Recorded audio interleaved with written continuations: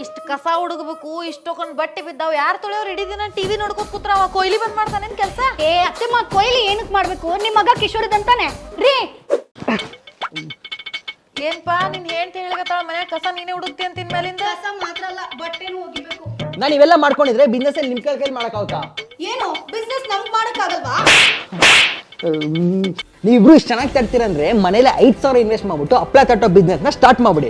ಇನ್ನ 1 ಲಕ್ಷ ಇನ್ವೆಸ್ಟ್ ಮಾಡಿದ್ರೆ ಮಷಿನ್ ಕೂಡ ಬರುತ್ತೆ. ಗೌರ್ಮೆಂಟ್ ಇಂದ ತಗೋಬೇಕಾಗಿರೋಂಥ ಎಲ್ಲ ಲೈಸೆನ್ಸ್ ತಗೊಂಡು ಬಿಸ್ನೆಸ್ ರಿಜಿಸ್ಟರ್ ಮಾಡ್ಕೊಳ್ಳಿ. ಇದು ಎಲ್ಲಾ ಸೀಸನ್ ಅಲ್ಲೂ ಎಲ್ಲ ಏಜ್ ಗ್ರೂಪ್ ಅವರು ಕನ್ಸ್ಯೂಮ್ ಮಾಡ್ತಾರೆ. ನಿಮ್ದೇ ಆದಂತ ಒಳ್ಳೆ ಬ್ರಾಂಡ್ ನ ಕ್ರಿಯೇಟ್ ಮಾಡಿದ್ರೆ 15% ಪ್ರಾಫಿಟ್ ಮಾರ್ಜಿನ್ ಸಿಗುತ್ತೆ. ಸೊಸೆ ನೋಡಿ ಇನ್ ಮ್ಯಾಲಿಂದ ಹೆಂಗ್ ಬಿಸ್ನೆಸ್ ಮಾಡ್ತೀವಿ ನಾವು. ನೀವು ಬಿಸ್ನೆಸ್ ಮಾಡಿದ್ರೆ ನಾನೇನ್ ಮಾಡ್ಲಿ?